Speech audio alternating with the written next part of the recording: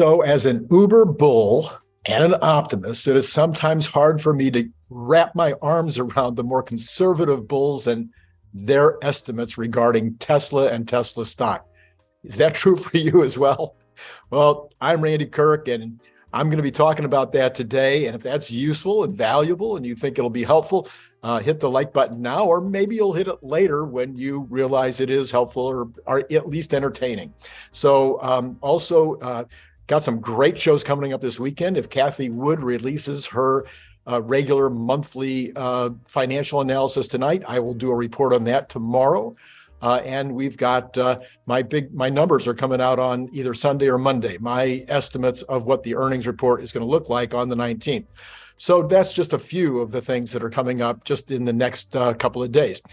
So you might want to subscribe, you might want to hit the notify button, and you might want to join Patreon. We've had kind of a run this week of people joining the Patreon. It's only $5 a month for the least expensive investment, and it helps support the channel. I have expenses. This takes a lot of time to prepare 2 of these videos each single day. So let's get into the meat of the subject matter today. I'm going to do my best, sitting here in my armchair, to analyze everybody's favorite street savvy member of the Tesla community, none other than Gary Black. If Gary Black thinks I get it right, if he watches this, send it to him so that he can know that it's available. I'll send it to him. Never mind. I'll send him a note that I've done this. If Gary, if you think I've got it right, great. If you think I'm all wet, maybe you can come on the show and straighten me out. I'd be glad to have that conversation. I think it'll be fun. Now, I'm a huge fan of Gary Black. Let it be known. I think that he's really, really savvy and very, very smart. And they say that the purest form of flattery is when you copy somebody. And I have copied his catalyst analysis. Now, mine doesn't look anything like his. Mine is way more optimistic. It's longer. I have way more catalysts on my list, but I have to admit, I copied the idea from him. So anyway, Gary, keep it up. I'm always glad to see your reporting on Twitter. What in the world differentiates Gary's analysis from mine? Let's start with his big number that everybody complains about. He says that Tesla is only going to make 10 million cars in 2030. Now, let's take into consideration that only 2 automobile companies recently have made that kind of those kind of numbers, and that would be Toyota and VW. Ford has made those kind of numbers a long, long time ago, but that makes 3 companies. I suspect, I didn't look it up, but I think General Motors might have come close if they didn't ever hit 10 million in 1 year. So at least these are numbers that are historically possible. And most conservative analysts think if that's the most anybody's ever made, you got to have a pretty strong case to say that you're going to do more than that. Now, I believe that there's an extremely strong case, given the disruption of BEVs, et cetera, that Tesla will be able to do this. They have the factories in place, and they've got plenty of time to build the additional factories, et cetera, to get to the 20 million that they say they're going to do and that I say they're going to do. But that is a big, big difference between Gary and us Uber bulls. Now, I had to sit back and go, okay, Randy, how does somebody, I'm a total optimist, I admit it. I'm an Uber bull, I admit it. So how do you put on the other pair of shoes? How do you walk in that person's shoes? Well, so this is my analysis of how Gary thinks. Worst case, Tesla will probably do about 6 million cars in 2030. Maybe there's at least whatever, 5, 10, 15, 20% chance. This is Gary thinking. I don't know. Could be completely wrong. There's a 20%, who knows what chance, that Tesla will hit their 20 million number because they've been executing really well. And Elon has been pretty good at estimating his production numbers on cars for the last 7 years, since 2016. Given that, there's some chance that they're going to hit the 20 million number. So what number in between 6 million and 20 million is the most logical, sensible so that $10 million number comes up. You could put percentage chances on it. Let's face it, Elon doesn't know if he's going to make 20 million. He's estimating. I don't know if he's going to make 20 million. I'm just saying it's possible. Gary doesn't know if it's going to be 10 or 12 or 14 or 6. He's just giving his estimate based on his personality, his ways of analyzing things, etc. So the $10 million number is fine. Now, another thing that gets in the way here is the law of large numbers. I've talked about this just last week, that in 2023, right now, we are dealing for the first time maybe with the law of large numbers impacting Tesla. Tesla is going to make 90,000 more vehicles this quarter than they did last quarter, roughly. Could be 70, could be 100. Let's call it 90,000 more vehicles. Well, you got to move that metal. That's a lot of iron to get out the door and find customers for. I think they can do it. We will do a separate video on the pricing and the strategy that Elon's using, and I think you'll be a little surprised to see what I think about that. But right now, you got to move 90,000 more cars. Well, guess what? Next quarter, they got to move 90,000 more than they moved the second quarter. And then fourth quarter, maybe not 90,000, but maybe 40 or 50 or 60,000 more than they did in the third quarter. So that's a lot of additional product to get out the door. It's going to total, according to me, 900,000 more than last year for the year. And according to Elon, on their main case of 2 million, that would still be 700,000 more cars for the entire year than they did last year. Any way you look at it, that's a lot more cars. That is going to have to take somebody's market share away. Somebody else isn't going to sell those 700,000, 900,000, whatever the number is going to be. So that's another reason why a conservative investor, why the street would be saying, oh, how are you going to do that? How are you going to do it? Are you going to be able to do it by cutting margins? Are you going to advertise? Are you going to change your leasing policies? What are you going to do in order to get that product out the door? Or do you think it's all going to come just because of the disruption of the BEVs? So we agree on that. So here's another reason. I'm sorry. So the law of large numbers would say, well, okay, you're only adding 900,000 this year, probably another million two next year to that number. That's a pretty good number. But pretty soon you get up to 2027, maybe you're having to add 5 million cars in a single year. You're having to disrupt the market by 5 million cars in order to get that 50% growth and continue to head towards the 20 million number. So I think that happens easily if robotaxi happens. If robotaxi doesn't happen, it becomes a bigger get. It will certainly be easier if FSD happens. So in other words, if FSD happens but no robotaxi, a lot more people are going to be interested in the car if they have full self-driving. So that could also make it easier to get there. Without FSD and without robotaxi, I think it becomes harder, but still possible. And if they miss it by a year, are you going to complain? Okay. So then after the law of large numbers, the next thing we get is the competitors. Well, again, in Gary's mind, in Gary Black's mind, and I'm trying to get inside there, the competitors have plenty of time to produce, to get their factories set up and get going in order to keep Tesla from getting to 20 million. Let me see if I can explain this. So you have 7 years to 2030. Right now, manufacturers other than BYD are really not putting enough factories in place, are planning for factories for more than 1 million or 2 million cars, okay? You add up all those guys together, it's not enough to really get in Tesla's way. So if you have the continuation of everybody switching to electric vehicles, which I think will happen, if you have the ICE industry completely disrupted by 2027, 2028, to where nobody wants an ICE car anymore, then whoever's making decent cars, decent battery electric vehicle cars, is going to sell all they can make. All right, they got to be decent. If they're ugly, if they're not if they don't work well, if they have a lot of repair problems, et cetera, then no, they won't sell. But if they're a decent car and nobody wants an ICE car, then pretty much all the capacity is going to be eaten up because of the huge demand for them. Now, that means that Tesla has a big, huge head start with regard to factory capacity. Once they have Mexico set up, their capacity is probably going to be somewhere around 10 million.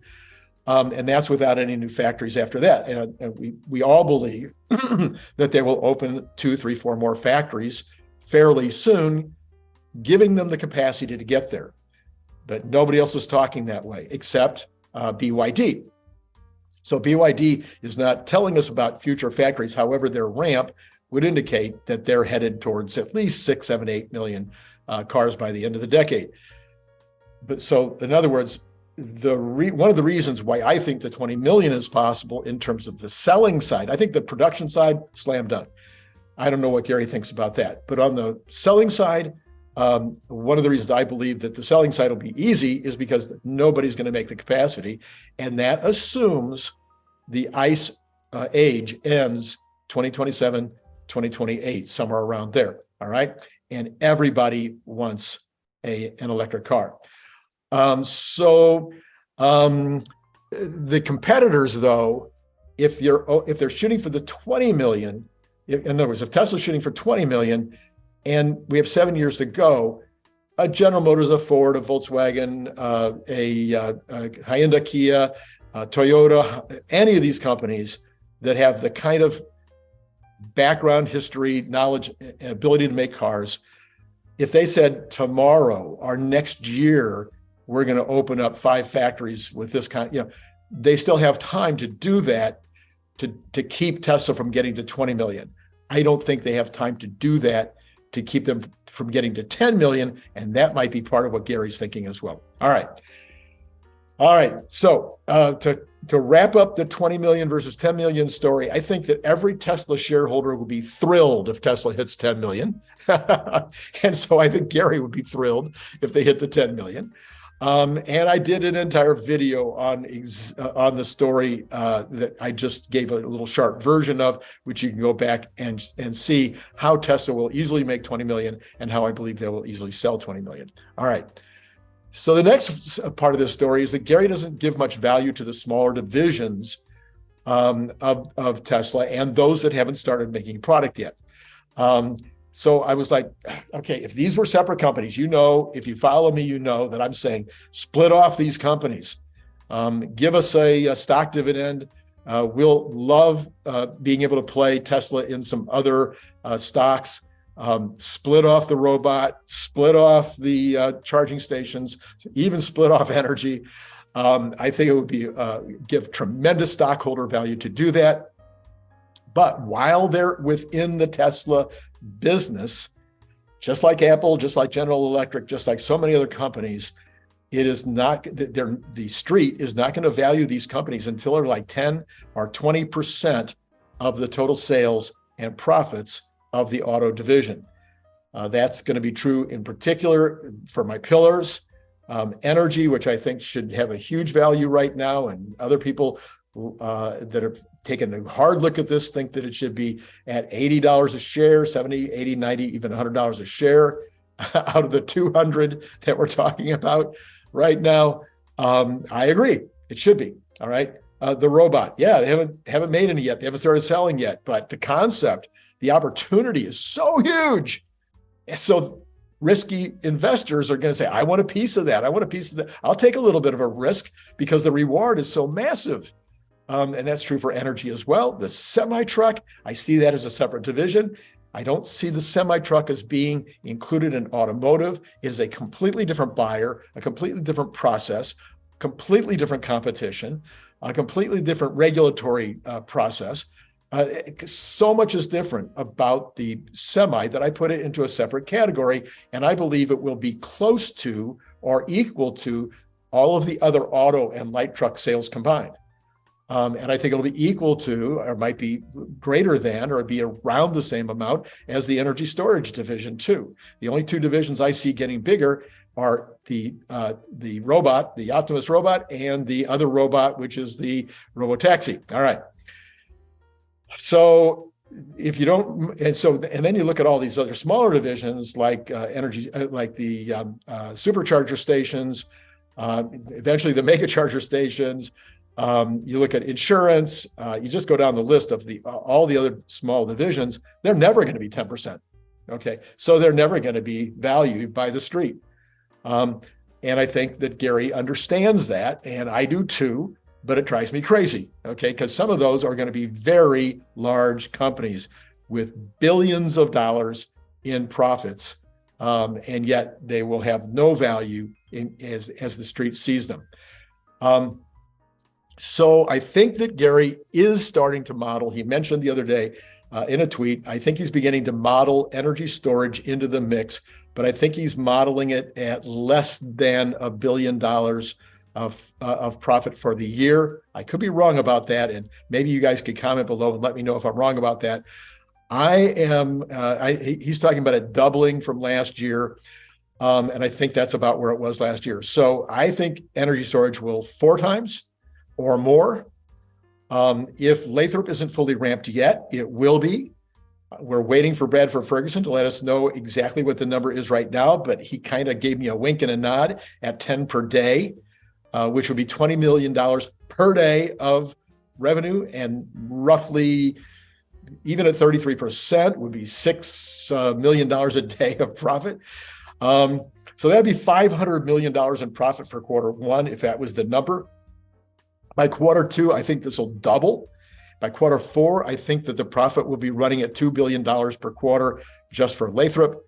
Add in power walls from other locations, wherever they're making those. I think maybe in Sparks, maybe in Buffalo, but whatever it is, it'll be at least $2 billion per quarter by the end of the year, and maybe a lot sooner than that when Lathrop is fully ramped. So that should be a serious addition. Again, I'm not sure that Gary is figuring that into the stock price, and I think Gary thinks that the street isn't figuring it at all at this point. But maybe after first quarter, maybe after second quarter earnings, we will start to see energy taken seriously. All right.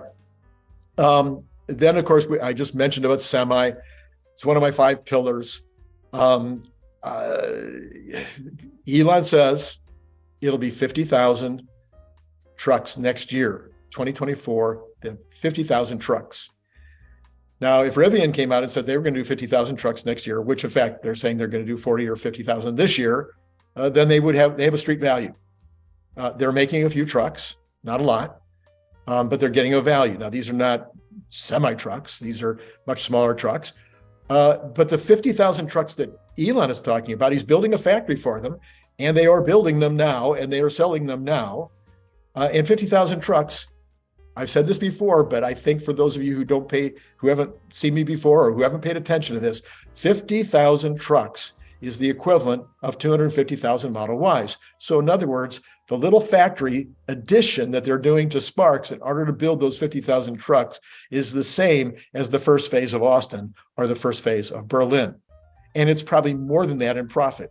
And yet I don't think the street is giving any value. And I haven't seen anything from Gary that would suggest that he thinks that the street or that he is modeling in the semi-truck yet at those levels. So yeah, if I'm a conservative, I might sit there and go, well, there's been a hiccup, there's a problem. Why are there so few trucks being shipped right now? I don't know. Hopefully we'll find out on the 19th what the slowdown is.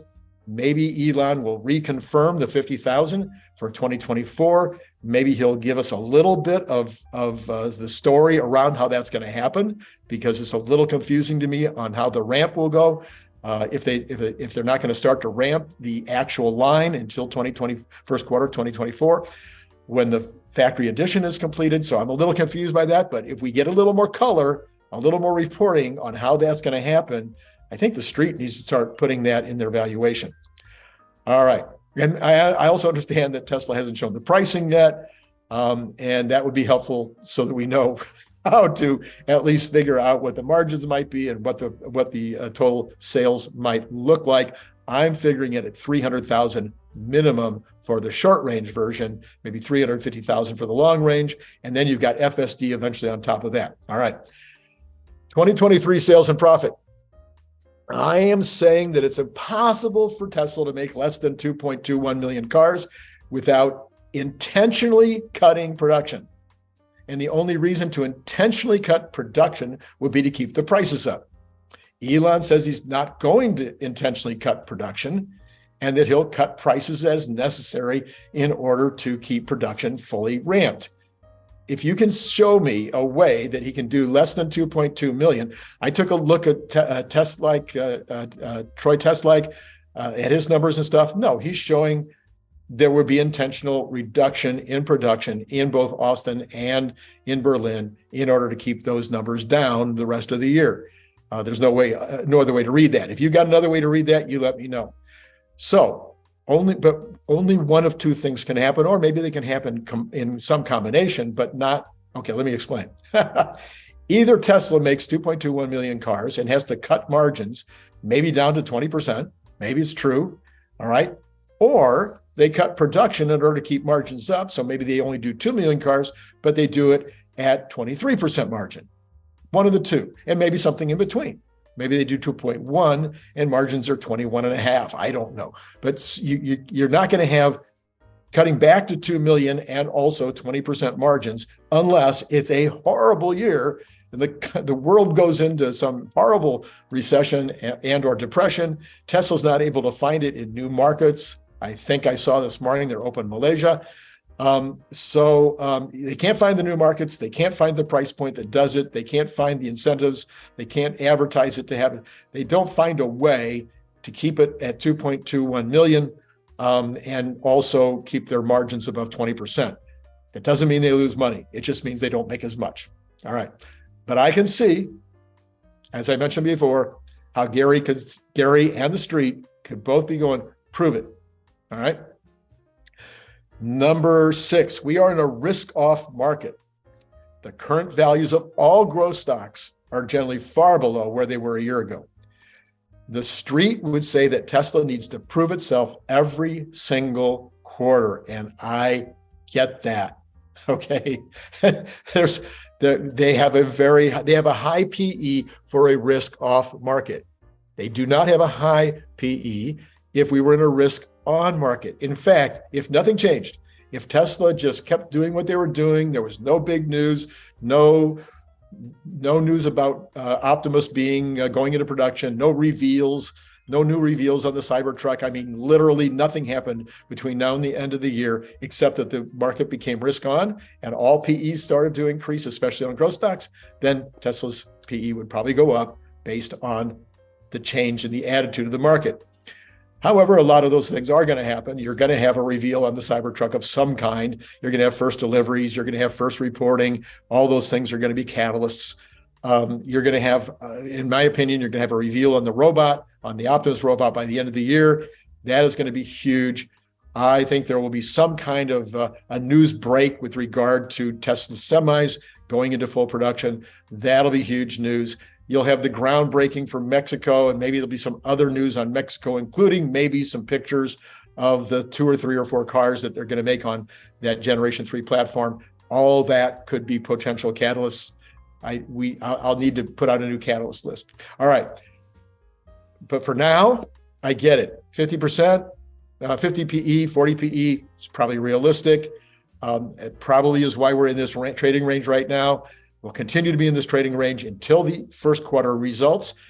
If there is a significant beat at first quarter, that beat will be in margins, or it will be in operating margins, or it'll be and the operating margins would be because of both so many more Ys being sold compared to the Model 3 and other models, and also energy increasing dramatically. Now, maybe not. Maybe we don't get the huge beat. That means we probably stay in that trading range until second quarter earnings. I don't see anything happening between now and second quarter earnings that would cause us to bust out of that range, except a macro move. And in fact, I can see the stock going lower if the recession gets more serious and Tesla doesn't have a beat. So there you go. See, who is this man who's doing this show? I know it doesn't sound like Randy Kirk at all, right? Okay. So they'll have to beat again every quarter, blah, blah, blah. That's my new thing is quarter by quarter, Tesla's going to have to prove that they can beat and beat and beat and hit their numbers, sell that extra 900,000 cars this year, do it at a margin that makes sense, and then be ready to go into 2024 when hopefully business is picking up, the market is in a better attitude, and PEs go up. We could all hit my number for 2024, which is $700 a share. All right. So that is, that's it. That was my conclusion. I remembered it before I looked at my notes. So tell me where I'm wrong. Comment. Let me know where I'm wrong. Let me know where I'm right. Let me know where Gary's right. Let me know what you think. And then Gary, I'm looking forward to you saying either thumbs up, thumbs down, thumbs in the middle, or Randy, I need to come on your show and explain it to you. For now, it's been great talking to you. Click the link below to get your paperback, Kindle, or audiobook now.